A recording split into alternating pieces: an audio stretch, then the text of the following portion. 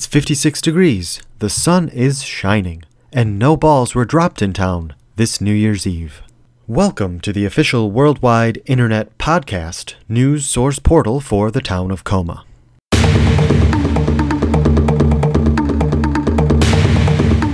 I am Coma News editor Don Johnson Michaels, and this is Coma News.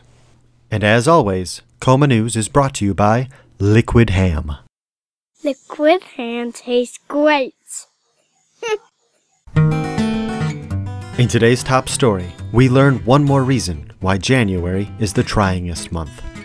With football dominating headlines nationwide recently, a lot of people are wondering, how is it possible for them to enjoy the sport any more than they already do? One fan has tried to find the answer, and it's delicious. A lot of people ask me, Jax, what else could we stuff in a pizza? Said Jax Owen, who recently bought Bo's Pizza House in Coma. I've heard all about cheese and bacon stuffed pizza, but I wanted something bigger. Owen soon realized the only way to outdo big pizza was to stuff football gear in the crust. What's that you say? You are watching football and need a jockstrap? It's in the crust. Did I hear you need gym socks? No worries, it's in the crust. If you can imagine something pre-worn and needed to play football, I've probably put it in the crust of one of these pizzas, said Owen, who gets his pizza ingredients donated by local youth teams. Football may have been the best choice for a pizza theme, but Owen admitted it wasn't his first idea. It followed separate failed efforts to infuse pizzas with Viagra and truck parts. There were all sorts of FDA regulations involved, and anyway, what woman really wants to touch a slob who can consume 3 or 4 of these pizzas in a sitting? Owen said about his no longer available Erect Dial Pizza Special. Bo's Pizza House delivers 7 days a week from 6 p.m. to 5 a.m. Now it's time to try the ever-popular New Year's activity of walking. Are you ready to put a curse on diabetes? If so, join other Coma residents in getting lost in the town's newest walking park, Blair Witch Park. The pedestrian park, which is designed to echo the woods-based theme of the horror movie of recent fame, features 1 mile of overlapping walking trails on a 1-acre wooded lot. It's time to get this town of Teletubbies moving, said Mayor Dave Anderson, and by moving, I mean running and or walking in circles around the town because someone can't read a map.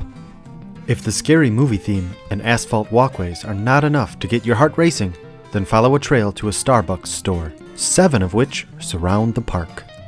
They say all roads lead to Starbucks, so why not, you know? Anderson said. Make sure you note I'm not being paid by Starbucks, although they are enlightened corporate citizens. Natalie Peters, town council member and avid tambourine player, applauded Anderson's vision of a park where instead of getting lost in the woods and getting scared, people can obtain high-quality coffee. Not all residents were as excited about the park. Sadie Cracker, a resident and independent coffee shop owner, was concerned that the new Starbucks stores could overwhelm coffee demand in a town that already has 4 coffee shops. How about we surround the park with ice cream stores, like an effort-reward thing, Cracker said. The mayor's park project aimed to corral some of the internet hordes who believe the Blair Witch is real to fuel unprecedented coffee shop demand and possibly some movie theaters that specialize in foreign films. Bear's Biker Bar owner, Bear Odom, was excited about the prospect of tourists who have walked in circles for days with access to unlimited espresso. They will be able to spend hours drinking alcohol. Although few of you missed this year's Coma New Year's celebration, here's a story on one of the highlights. The new year brought new blood to Coma's leading rock band and primary agents of change. The band, Save the World, which is comprised of the town's political leaders, featured for the first time Councilman Jax Owen on lead vocals. It also features a new sound. The 60s were great, but the simple truth is, real music didn't start until the heavy metal love ballad was invented in the 1980s, Owen said. The band led the town's New Year's Eve celebration at the Coma Community Center, which eschewed dropping balls for the catapulting of burning pumpkins to clear the fields south of the town of dried corn stalks. The flames rose high into the night to light the sacrificial rite, said Dave Anderson, Coma mayor and lead guitar in the band. Seriously, it was some good, wholesome family fun. Councilwoman Natalie Peters, who plays drums and tambourine, dedicated the show to recently retired band member and town councilman Bob Smith. "He's gone on to a better place," Peters said. Smith, who also attended the party, assured Coma News he was still alive. "Instead of saving the whole town through music or politics, I found I get a lot more feedback when I delve deeply into the personal affairs of one person at a time," Smith said.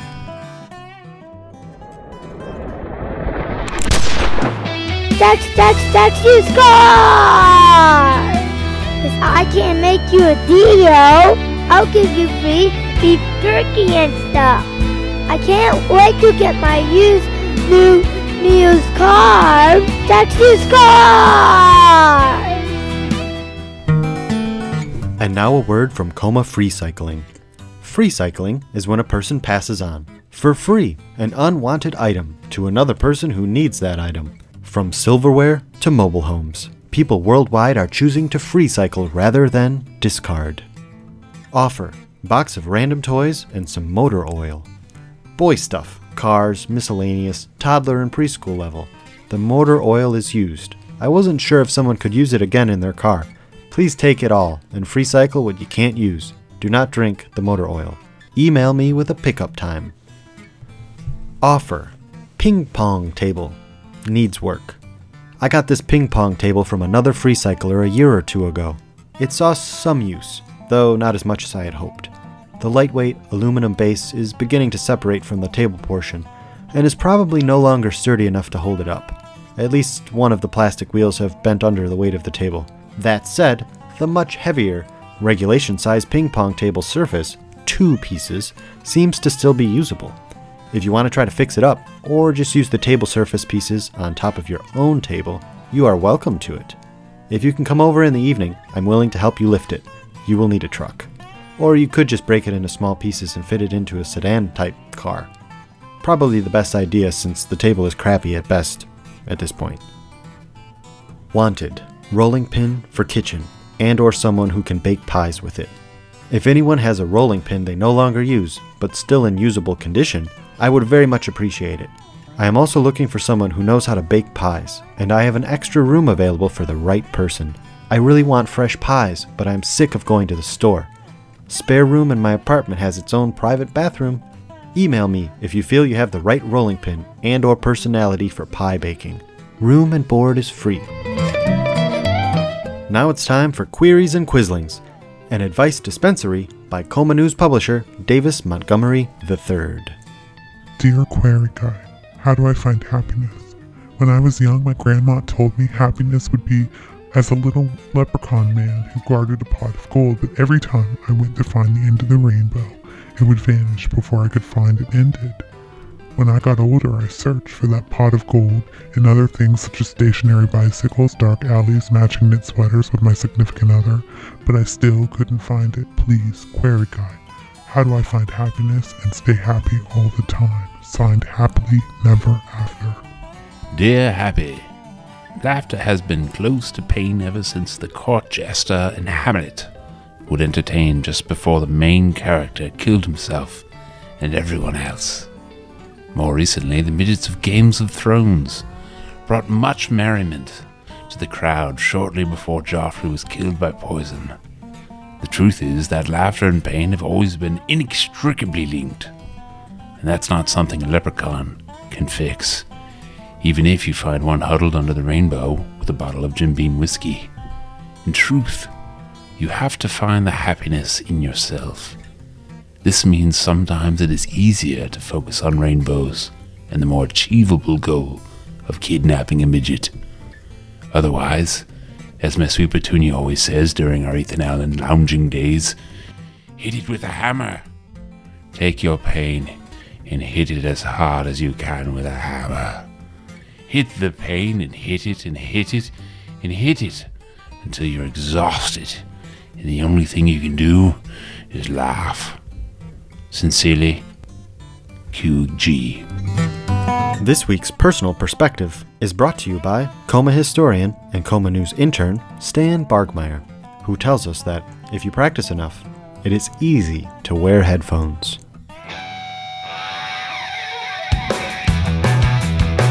It seems like a lot of people wear headphones to listen to music or watch television. While I was somewhat reluctant to dip my toe into the headphone-wearing lifestyle, I found that with enough practice, wearing headphones isn't as hard as it looks. My adventure started a few months ago when I ran into a friend, Bob Smith, at the Coma Diner. Bob was sitting all by himself listening to music on a little music playing machine. When I asked him if wearing headphones was hard to do, he laughed and said no. You just put the contraption over your ears and listen. I decided I wanted to get on board with this new technology, so I went to the Coma Electronics store on 7th Street and bought a pair of headphones. My first few efforts were disastrous. There were no instructions or illustrations to show me how to put them on my head. After an hour of messing around with the device, I gave up. I tried again, but this time the headphones somehow ended up around my inner thigh, which left several bruises near my crotch. On my third attempt, I nearly choked on one of the headphones. Fortunately, I did not die, as people sometimes do when putting on headphones. I was growing more and more frustrated and was ready to give up. But then I talked to Bob Smith again, and he said, all you have to do is place the headphones on your head by aligning the round padded speakers to each ear. What was even more amazing is that Bob helped me by placing them on my head for me. If you think you're ready to give up on the headphone lifestyle, keep trying. If you're still having trouble, you could always ask my friend Bob to help you. I am happy that I kept trying despite all the odds and setbacks. Next, the doctor is in. It's the Medical Mosh with Dr. Jimmy. Dr. Jimmy, a Coma physician and former raver, tells us how this new year he resolved to move beyond upgrades. I was going to tell you all how we are increasingly like our digital avatars on any of a number of online destination websites, constantly racing to the next upgrade and casting aspersions on any who dare to fall behind in the digital rat race. But since my whole point today is to let you know that I'm going back to basics, I'll just drop all the internet-related BS. So let's talk socks. I'm done upgrading mine.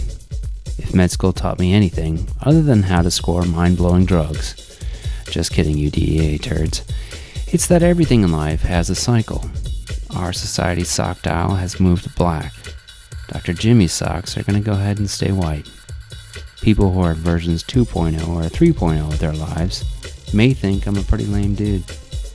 But the joke's actually on people who prioritize such things, because I'm actually an early adopter. Same goes for hair. Do I have a full head of hair? No. Am I going to go ahead and go all Kojak? Also no. Bucking overwhelming fashion trends takes the icy hot calm of a captain whose ship is in the midst of a maelstrom. While those around you are losing their collective freaking minds, you have to stay calm and maintain a steady course.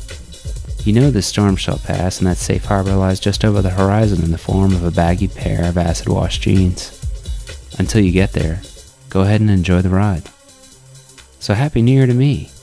Just staying the way I am until all y'all catch up. In good health. Time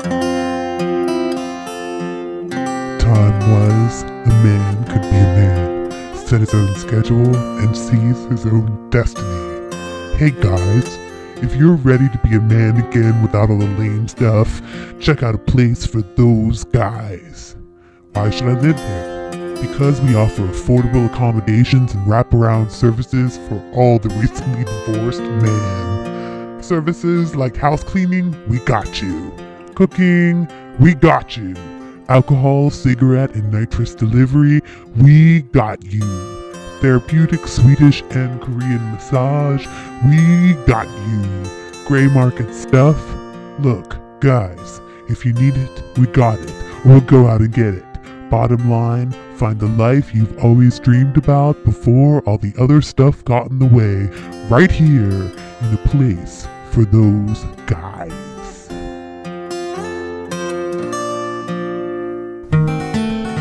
As a special feature, Coma News is proud to present a Q&A with our pre-breaking news reporter, Thomas Stephen John, who reports tomorrow's news today. We're glad you agreed to do this. I was kind of surprised you wanted to do this. Why? Didn't you see it coming? No, I didn't. And I was surprised to be invited to a Q&A about mind-numbing media trends. And one of the most obnoxious recent trends is reporters interviewing reporters. I don't understand your point. How about you tell us about how you started reporting the future? Was it a concentration offered in your journalism graduate school? No. Reporting on the future basically came from these dreams I have. It started out pretty simple, like dreaming about some event coming up that I was really worried or excited about. But then I started dreaming about people I'd never met before, and then I found out they were not only real, but doing the things I had dreamed about earlier. Sounds exciting. Not really. And it also involves a high fever, diarrhea, and vomiting. But the future part seems pretty manageable. You just report on what you see, right? No, I dream about all kinds of future events that are not newsworthy, like what kind of ice cream cone some kid is going to pick out of the store this weekend. So you have to be careful about what you report? Right. Like, you can't just report that some politician or sports team I don't like is going to lose, or that a natural disaster is coming, just to terrify people into reading the story. I also don't see things that would benefit me personally. Like winning lottery numbers or whether I'm going to get paid this week. So, do you see yourself as the last of a dying breed? Oh, just the opposite. Future news reporting, mostly imagined, appears to be where all journalism is moving. Thanks, and happy tomorrow. We'll see. Now, a look back at Coma history, where those who fail to learn about our past will be jailed. On this day in 1859, groundbreaking pioneer Sharon C. Anthony arrived in Coma and launched a still thriving movement. The younger and far more alluring sister of Susan B. Anthony was not always so attractive. It was after accidentally drinking a concoction of apple cider vinegar and salt water while lost near the ocean that Sharon discovered the first ever juice cleanse. Shortly thereafter, Anthony settled in Coma, 20 pounds lighter and no longer needing her corset. She started selling the bottled concoction to women and created her own lesser-known women's movement. I look up these women bound up as they are in their corsets, and I am filled with a desire to help them move where their insides would lead them, my dear sister, the younger Anthony wrote to her dowdy sister. Her movement grew to a thriving industry, and the handful of shapely women still living in Coma today likely have Sharon to thank. And now an update from the Coma Community Calendar. This coming Saturday, Sadie Cracker will host a seminar at the Coma Community Center titled The Accidental Cougar, How Sadie Got Her Groove. Ladies, have you ever found yourself almost 40 and driving down the road in your giant black Suburban blasting the Beastie Boys' No Sleep Till Brooklyn with 8 children in the back of your car? Do you know the names of all the children but believe that several might be yours? It's at moments like these that you throw McDonald's burgers toward the back of the car like raw meat to caged lions and crank up the music. Then Baby Got Back comes on the satellite radio and a child in back starts yelling about bleeding, and you realize you have to get out of the relationship you're in. When you met him, you were having problems with your husband, ex-husband, or significant other, or you had no significant other, husband or ex-husband, and he was much younger, funnier, smarter, wealthier, better looking, and somehow attracted to you. He made you believe you're hot even though you don't own any thongs and your Hanes cotton is severely threadbare. You recently found out that he's also attracted to many other women who are not you, who are much younger and hot, while you are wizened. You are a woman who is almost 40, and this is your reality. You have McDonald's subpar excuse for Velveeta stuck to your ear while one of the backseat barbarians threw it. It's about now you realize this relationship is not liberating and empowering. It's a shiny chain tied around your neck and it's dragging you under the waves. How do you escape your status as an accidental cougar? Our first seminar will focus on how to write him the email that forced him to cut you off because you don't want to cut him off. Brutal honesty is eviscerating cougar, but never use the words cheeseburger, children, runny noses, or cotton underwear. Kill the fairy tale and get out safely without any collateral damage to your heart. First seminar will provide wine, a wake-up call, and babysitting. Your baggage is free. Join us at the community center and take back your life after you take that bleeding child in the back to the emergency room. That's all for Coma this week. Until next time, be good, beware, and be newsworthy, Coma.